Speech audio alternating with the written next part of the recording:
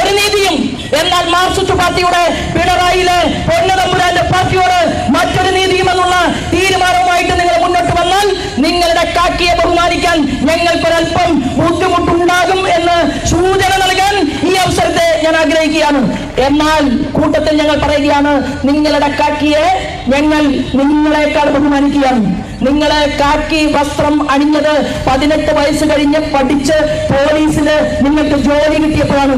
ഞങ്ങളുടെ ആൺകുട്ടികളുണ്ടല്ലോ 6 വയസ്സും 5 വയസ്സുമുള്ളപ്പോ കാക്കി നിക്കറിട്ട് കബഡി കബഡി കബഡി എന്ന് പറഞ്ഞ് രാഷ്ട്രീയ സ്വയംസേവക സംഘത്തിന്റെ ശാഖയിലൂടെ പ്രവർത്തിച്ച് കടന്നു വന്ന് പിന്നീടാണ് ഭാരതീയ ജനതാ പാർട്ടിയുടെ ചുമതലകളിലേക്ക് കടന്നു വന്നിട്ടുള്ളത്.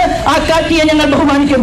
എന്നാൽ മറ്റു രാഷ്ട്രീയക്കാരെ കാണുമ്പോൾ നിങ്ങളുടെ തല കുനിഞ്ഞു പോയാൽ, നിങ്ങളുടെ തലയിൽ വെച്ച ആ തൊപ്പിയോടും നക്ഷത്ര ചിഹ്നത്തോടും ആ യൂണിഫോമിനോടും നിങ്ങൾ നീതി പുലർത്തിയിട്ടില്ലെങ്കിൽ ഞങ്ങൾ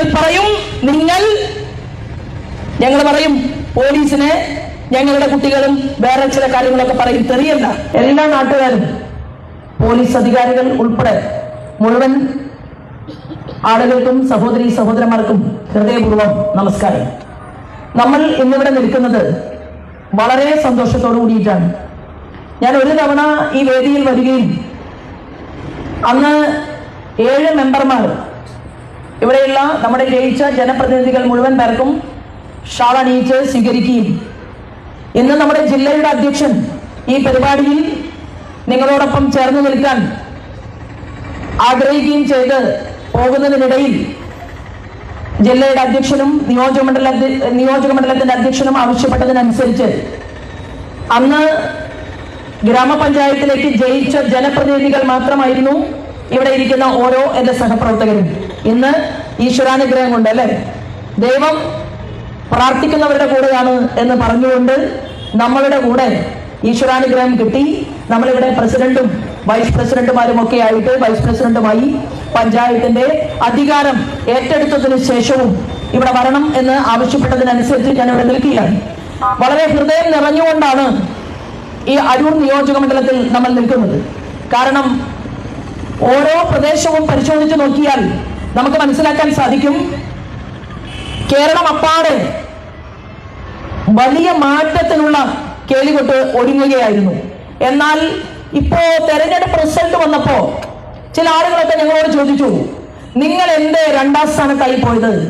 പല പ്രദേശങ്ങളിലും ഭാരതീയ ജനതാ പാർട്ടി 2ാം സ്ഥാനത്താവാൻ കാരണം ഭാരതീയ ജനതാ പാർട്ടിയെ സ്നേഹിക്കുന്ന, ഭാരതീയ ജനതാ പാർട്ടിക്ക് വോട്ട് കൊടുക്കണം എന്ന് ആഗ്രഹിക്കുന്ന ബുദ്ധിമാന്മാരായിട്ടുള്ള ആളുകളുണ്ടല്ലോ, അവര് ഒരു നിമിഷം മെല്ലെ ഒന്ന് ചിന്തിച്ചു. എന്താണ്?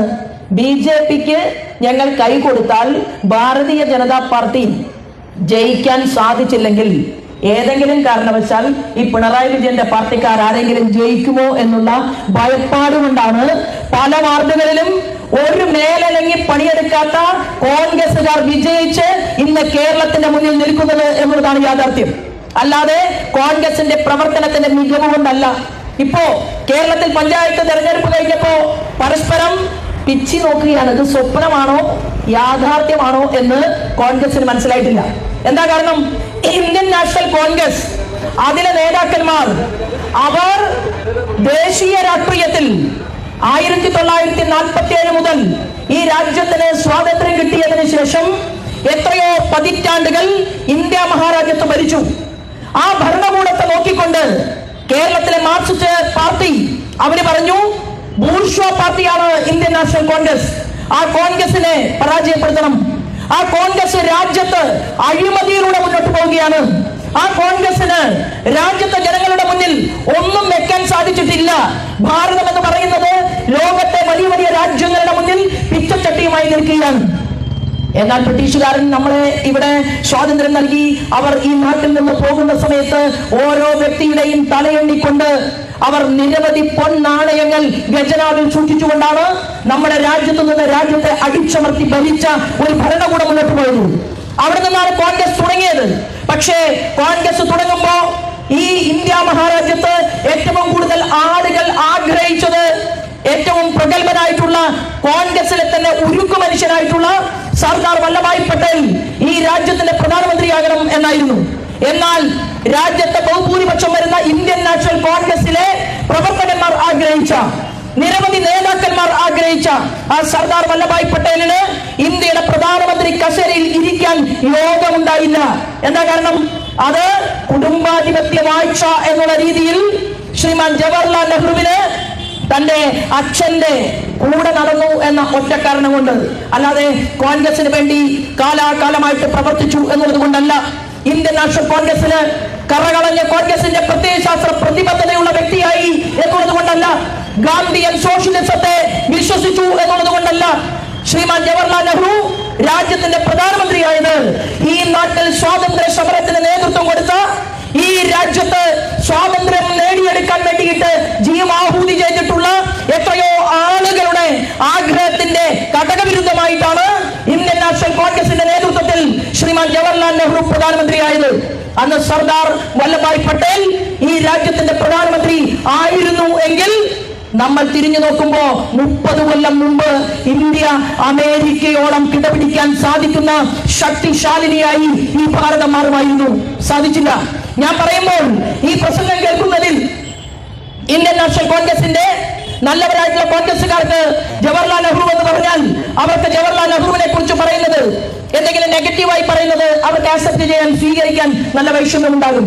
എന്നാൽ നിങ്ങൾ ചിന്തിക്കുക, ഈ രാജ്യത്തിന്റെ, നമ്മുടെ ഭാരത രാജ്യത്തിന്റെ സ്വത്വത്തോട്, ഈ ഭാരത രാജ്യത്തിന്റെ ആത്മാഭിമാന ബോധത്തോട് ലോകരാജ്യങ്ങൾ ചർച്ചകൾ ചെയ്തുകൊണ്ട് നമ്മുടെ നാട് എങ്ങോട്ട് പോകണമെന്ന് തീരുമാനമെടുക്കുമ്പോ ആ തീരുമാനത്തിനോട് ശിരസ് ചേർത്ത് വെച്ചുകൊണ്ട്, മനസ്സ് ചേർത്ത് വെച്ചുകൊണ്ട് ഈ രാജ്യത്തെ പട്ടിണിപ്പാവങ്ങൾക്ക് വേണ്ടി ഞാൻ പ്രവർത്തിക്കാൻ തയ്യാറാണ് എന്ന് ശ്രീമാൻ ജവഹർലാൽ നെഹ്റു പറഞ്ഞില്ല. പകരം ലോകരാജ്യങ്ങളുടെ ഏറ്റവും തറുതത്തപ്പന്മാർ എന്ത് പറയുന്നുവോ ആ പറയുന്നതിനനുസരിച്ചുകൊണ്ട് ഈ ഭാരതത്തെ മോൾഡ് ചെയ്തെടുക്കാൻ വേണ്ടിയിട്ടാണ് വലിയ മുന്തിയ സർവകലാശാലയിൽ പഠിച്ച കോൺഗ്രസിന്റെ അന്നത്തെ ആദ്യത്തെ പ്രധാനമന്ത്രി പരിശ്രമിച്ചത്. എത്രയോ ആളുകൾ പ്രതിഷേധവുമായി രംഗത്ത് വന്നു. നാട്ടുരാജ്യങ്ങളുടെ ലയനം മുതൽ ഈ ഭാരതം രാജ്യമാദ്യം, പിന്നെ മതം, അതിനുശേഷം രാഷ്ട്രീയം എന്നുള്ള പോയിന്റിൽ ഊന്നി നിന്നുകൊണ്ട് പ്രവർത്തിച്ച് മുന്നോട്ട് പോകുന്നതിലും നല്ല നല്ല നേതാക്കന്മാരെ മുഖ്യധാരയിലേക്ക് കൊണ്ടുവരുന്നതിലും ഒരുപാട് കാലം ഇന്ത്യൻ നാഷണൽ കോൺഗ്രസ് പരാജയപ്പെട്ടു പോയി. അതിനുശേഷം നമുക്ക് കാണാൻ സാധിക്കും, ഇന്ത്യൻ നാഷണൽ കോൺഗ്രസിൽ ശ്രീമതി ഇന്ദിരാഗാന്ധി ഈ രാജ്യത്തിന്റെ പ്രധാനമന്ത്രിയായി അധികാരത്തിൽ വന്നു. അന്ന് നമ്മുടെ നാട് ഒരു യുദ്ധമുഖത്ത് നിൽക്കുമ്പോൾ ആ സമയത്താണ് പ്രതിപക്ഷത്തിന്റെ റോൾ അത് യഥാർത്ഥത്തിൽ കോൺഗ്രസിന്റെ ആളുകൾക്ക് മനസ്സിലാക്കാൻ സാധിച്ചത്. പ്രതിപക്ഷം എങ്ങനെയായിരിക്കണം എന്നുള്ളതിന്റെ മാതൃകയായിരുന്നു ഞങ്ങളുടെ ഭാരതീയ ജനതാ പാർട്ടിയുടെ അന്നത്തെ നേതാവ് ശ്രീമാൻ അടൽ ബിഹാരി വാജ്പേയി. ആ അടൽ ബിഹാരി വാജ്പേയി അദ്ദേഹം ലോകത്തിന്റെ മുന്നിൽ വിളിച്ചു പറഞ്ഞത്, ലോകത്തോട് പറഞ്ഞത് ഇന്ദിര ദുർഗയാണ് എന്നാണ്. എന്തുകൊണ്ട് പറഞ്ഞു? ഈ രാജ്യം ഒരു പ്രതിസന്ധിയെ അഭിമുഖീകരിക്കുമ്പോൾ, ഈ രാജ്യം ലോകരാജ്യങ്ങൾ ഉറ്റുനോക്കുമ്പോൾ, ഈ രാജ്യത്ത് ഒരു യുദ്ധപ്രഖ്യാപനം നടക്കുമ്പോൾ ആ യുദ്ധത്തിന്റെ മുഖത്ത് നിൽക്കുന്ന ഭാരതത്തെ നോക്കിക്കൊണ്ട് പ്രതിപക്ഷം ശ്രീമതി ഇന്ദിരയുടെ പ്രവർത്തനം ശരിയല്ല എന്നല്ല ഭാരതീയ ജനതാ പാർട്ടിയുടെ നമ്മുടെ മുൻകാല നേതാവ് അടൽ ബിഹാരി വാജ്പേയി പറഞ്ഞത്. അടൽജി പറഞ്ഞു, നമ്മുടെ ഭാരതത്തിൽ നിങ്ങൾ ദുർഗയെ പോലെ മുന്നോട്ട് പോകണം, നിങ്ങളുടെ പിറകിൽ അണിനിരന്നുകൊണ്ട് ഞങ്ങൾ പ്രതിപക്ഷം ഉണ്ടാകും, ഈ രാജ്യത്തെ കാത്തു സംരക്ഷിക്കണം എന്നായിരുന്നു. ആ അടൽ ബിഹാരി വാജ്പേയിയുടെ പാർട്ടിയെ അന്ന് ഇന്ത്യൻ പാർലമെന്റിൽ ചില ആളുകളൊക്കെ കളിയാക്കി. അതിൽ പ്രധാനികൾ കോൺഗ്രസ് ആയിരുന്നു. കോൺഗ്രസ് പറഞ്ഞു, എന്താണ്, നാം രണ്ട് നമുക്ക് രണ്ട്. ഭാരതീയ ജനതാ പാർട്ടിയുടെ പൂർവികരുടെ പ്രസ്ഥാനം, നമ്മുടെ പ്രസ്ഥാനം അങ്ങനെ ഒരു കുടുംബാസൂത്രണ പാർട്ടിയായിട്ടാണ് പ്രവർത്തനം തുടങ്ങുന്നത് എന്ന് പറഞ്ഞു. ആ സമയത്താണ് അടൽ ബിഹാരി വാജ്പേയി ഈ രാജ്യത്തിലെ രാഷ്ട്രീയ സ്വയംസേവക സംഘത്തിന്റെയും ഭാരതീയ ജനതാ പാർട്ടിയുടെയും പ്രവർത്തകരെ അവരുടെ മനസ്സിലേക്ക് ഒരു പോയിന്റ് എറിഞ്ഞു കൊടുത്തുകൊണ്ട് അദ്ദേഹം പറഞ്ഞു, സൂരജ് ഹോത്തോ കമൽക്കിലേക, സൂര്യനുണ്ടെങ്കിൽ താമര വിരിയുമെന്നാണ് അന്ന് അടൽ ബിഹാരി വാജ്പേയി പ്രഖ്യാപിച്ചതെങ്കിൽ സൂര്യൻ ഉദിച്ചു, താമര വിടർന്നു. രാജ്യത്തിന് ഉത്തരാഖണ്ഡിലും അതുപോലെ തന്നെ മധ്യപ്രദേശിലും രാജസ്ഥാനിലും ഡൽഹിയിലും അതുപോലെ തന്നെ ഓരോരോ സംസ്ഥാനങ്ങൾ ഇഴപിരിഞ്ഞ് പരിശോധിച്ചു നോക്കിയാൽ 16ഓളം വരുന്ന സംസ്ഥാനങ്ങളുടെ മുഖ്യമന്ത്രി പദവി താമര ചിഹ്നത്തിൽ ആളുകൾ വോട്ട് ചെയ്ത് വിജയിപ്പിച്ച് ഭാരതീയ ജനതാ പാർട്ടിയുടെ മുഖ്യമന്ത്രിമാരെ സൃഷ്ടിച്ച ഒരു കാഴ്ചയാണ് ഈ മഹാഭാരതത്തിൽ എനിക്കും നിങ്ങൾക്കും കാണാൻ സാധിക്കുന്നത്. അങ്ങനെയുള്ള ഒരു പാർട്ടി ഈ നിയോജക മണ്ഡലത്തിൽ നമ്മൾ പഞ്ചായത്തിൽ അധികാരം ഏറ്റെടുത്തപ്പോൾ ഇന്നലെ അടിയുണ്ടായി എന്നാണ് പറഞ്ഞത്. ഞാൻ പറയാൻ ആഗ്രഹിക്കുന്നത്, ഞങ്ങൾ ആഗ്രഹിക്കുന്നത് അടിയുണ്ടാക്കാനല്ല. ഞങ്ങൾ ഇവിടുത്തെ എന്റെ പ്രസംഗം കേൾക്കുന്ന പോലീസ് അധികാരികളോട് പറയാൻ ആഗ്രഹിക്കുകയാണ്. കണ്ണൂരില്, പാനൂരില് ഞങ്ങളുടെ പ്രിയപ്പെട്ട KT ജയകൃഷ്ണനെ വെട്ടിക്കീറി പിഞ്ചുകുട്ടികളുടെ മുന്നിലിട്ട് കൊല ചെയ്തതിനു ശേഷം ആ പാനൂർ അങ്ങാടിയിലെ മൊകേരിയില് കമ്മ്യൂണിസ്റ്റ് പാർട്ടി തിരുത്തൂരം പ്രഖ്യാപിച്ചുകൊണ്ട് പറഞ്ഞു, ഭാരതീയ ജനതാ പാർട്ടിയുടെ കൊടിക്കൂറകളെല്ലാം അഴിച്ചു മാറ്റണമെന്ന് പറഞ്ഞപ്പോ സ്ത്രീകൾ ഉൾപ്പെടെ, എനിക്ക് ഓർമ്മയുണ്ട്, ഞാൻ ഉൾപ്പെടെയുള്ള എത്രയോ ആളുകൾ ആ റോഡിലൂടെ നടന്നു നീങ്ങി കണ്ണൂരിലെ സഖാക്കന്മാരെ ഭയപ്പെടാതെ ഈ കൊടി ഞങ്ങൾ ഉയർത്തിക്കെട്ടിയിട്ടുണ്ടെങ്കിൽ ഞങ്ങളുമായിട്ട് പോരിന് വരാൻ നിൽക്കരുത്. കാരണം ഞങ്ങൾ ആഗ്രഹിക്കുന്നത് സമാധാനമാണ്. എന്നാൽ കേരളത്തിലെ പോലീസ് അധികാരികൾക്ക് ഭാരതീയ ജനതാ പാർട്ടിയോട് ഒരു കൂറും ഒരു നീതിയും, എന്നാൽ മാർക്സിസ്റ്റ് പാർട്ടിയുടെ പിണറായിലെ പൊന്നതമ്പുരാന്റെ പാർട്ടിയോട് മറ്റൊരു നീതിയും എന്നുള്ള തീരുമാനവുമായിട്ട് നിങ്ങൾ മുന്നോട്ട് വന്നാൽ നിങ്ങളുടെ കാക്കിയെ ബഹുമാനിക്കാൻ ഞങ്ങൾക്കൊരൽപ്പം ബുദ്ധിമുട്ടുണ്ടാകും എന്ന് സൂചന നൽകാൻ ഈ അവസരത്തെ ഞാൻ ആഗ്രഹിക്കുകയാണ്. എന്നാൽ കൂട്ടത്തിൽ ഞങ്ങൾ പറയുകയാണ്, നിങ്ങളുടെ കാക്കിയെ ഞങ്ങൾ നിങ്ങളെക്കാൾ ബഹുമാനിക്കുകയാണ്. നിങ്ങളെ കാക്കി വസ്ത്രം അണിഞ്ഞത് 18 വയസ്സ് കഴിഞ്ഞ് പഠിച്ച് പോലീസിന് നിങ്ങൾക്ക് ജോലി കിട്ടിയപ്പോഴാണ്.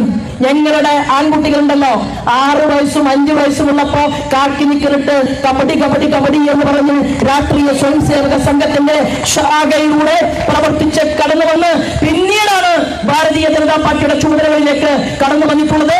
ആ കാക്കിയെ ഞങ്ങൾ ബഹുമാനിക്കും. എന്നാൽ മറ്റു രാഷ്ട്രീയക്കാരെ കാണുമ്പോൾ നിങ്ങളുടെ തല കുനിഞ്ഞു പോയാൽ, നിങ്ങളുടെ തലയിൽ വെച്ച ആ തൊപ്പിയോടും നക്ഷത്ര ചിഹ്നത്തോടും ആ യൂണിഫോമിനോടും നിങ്ങൾ നീതി പുലർത്തിയിട്ടില്ലെങ്കിൽ ഞങ്ങൾ പറയും പോലീസിനെ, ഞങ്ങളുടെ കുട്ടികളും വേറെ ചില കാര്യങ്ങളൊക്കെ പറയും. തെറിയല്ല.